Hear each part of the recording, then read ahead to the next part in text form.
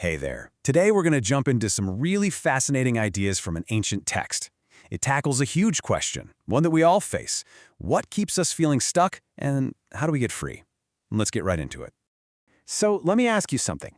Does this sound familiar at all?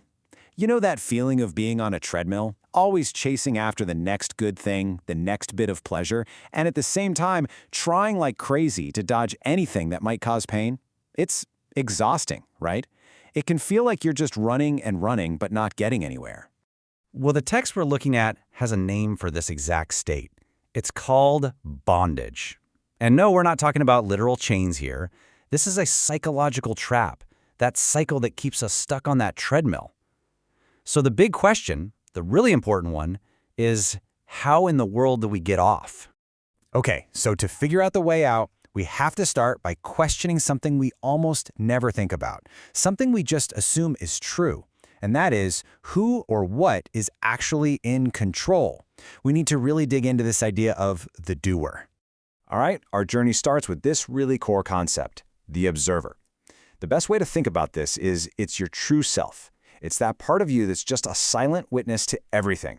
It's pure awareness, it never changes, and here's the kicker. It's not involved in any action.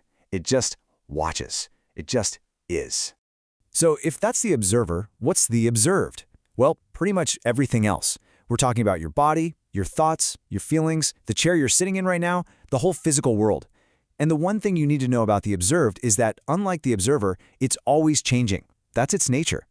And this brings us to maybe the most important piece of this whole puzzle, the ego. Now, pay close attention to this because the way this text defines the ego is kind of mind-blowing. It says the ego isn't a real thing. It's just a reflection. Think about it like your face in a mirror. It's what happens when the light of consciousness, the observer, hits the surface of the mind, which is part of the observed.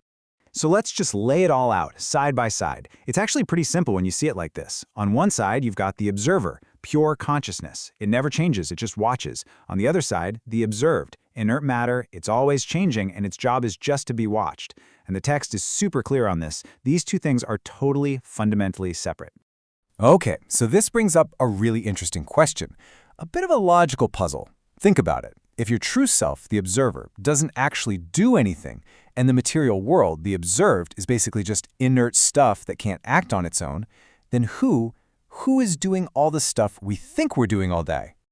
All right, here's how the text breaks it down. Step 1, stuff just happens. The world is in a constant state of flux, right? Things are always changing. Step 2, we see a series of these changes and we slap a label on it. We call it an action. Let's say wood and nails come together and a house appears. Then step 3, that reflection, that ego we talked about, it jumps in and claims credit. It says, hey, I did that. I built that house. It's basically hijacking a natural process and claiming ownership. Okay, so we've got the ego pretending to be the doer. That's one part of the illusion. But what about the other side of the coin? What about the feeling, the experiencing of it all? Well, that leads us right into the next big illusion, the illusion of the enjoyer. Let's use a simple example, like eating ice cream. Who is actually enjoying it? Well, let's look at the suspects. The observer? Nope, it can't enjoy anything. It's completely detached. What about your body, your tongue, your mind? According to the text, they're just inert matter. They can't enjoy things on their own. The only reason the mind even feels pleasure is because it's borrowing a bit of light, a bit of consciousness from the observer. So, who's left? You guessed it. It's that same non-existent ego, jumping in and shouting, I am enjoying this. And this is where you can see the trap snap shut. The fake sense of I am doing leads to a fake sense of I am enjoying. That enjoyment then sparks a desire. I want more of that. And that desire, of course, pushes you to do more action to get it. And boom, around and around we go. That's the treadmill. That is the very definition of bondage. Okay, so we've laid out the problem, right? We see how the cycle works. So now we get to the big reveal, the key insight. And here's a hint. The way to break the cycle isn't to fight harder or run faster. It's to unmask the imposter who claims to be running the whole show. And here it is, this central, most important point of this entire philosophy. The ego. That thing that claims to be the doer, the enjoyer, the very thing that feels trapped, it's not real. It doesn't actually exist. It's a non-entity. The text gives us the perfect way to understand this.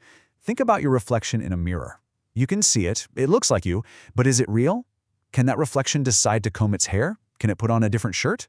No way. It has zero power of its own. The ego, it says, is exactly like that. It looks like it's there, but it's just a reflection with no real substance, no power to act on its own. You see how this just completely flips the script? If the person who's in bondage doesn't even exist, then liberation isn't something you have to go out and find or achieve. It's not a goal to be won. It's just realizing what's already true.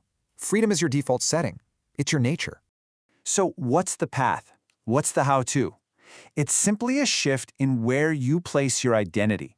It's about stop believing that you are the reflection in the mirror, that ego, and instead realizing that you are and have always been the person standing in front of the mirror. You're the source of the light, the silent, unchanging observer. Here's another great analogy from the text to really drive this home. Imagine the sun shining down and its reflection appears in a dirty gutter. That reflection is going to look distorted, murky, kind of gross, right?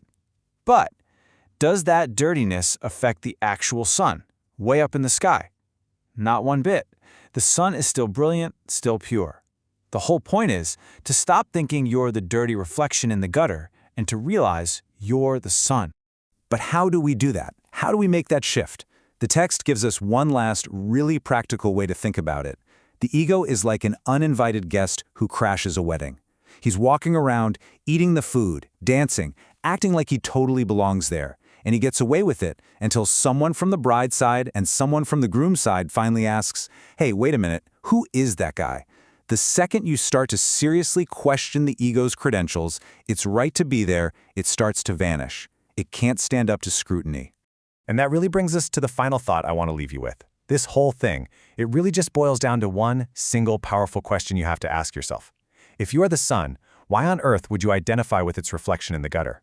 If your true nature is vast and free, why would you choose to believe you're the small, temporary, troubled reflection?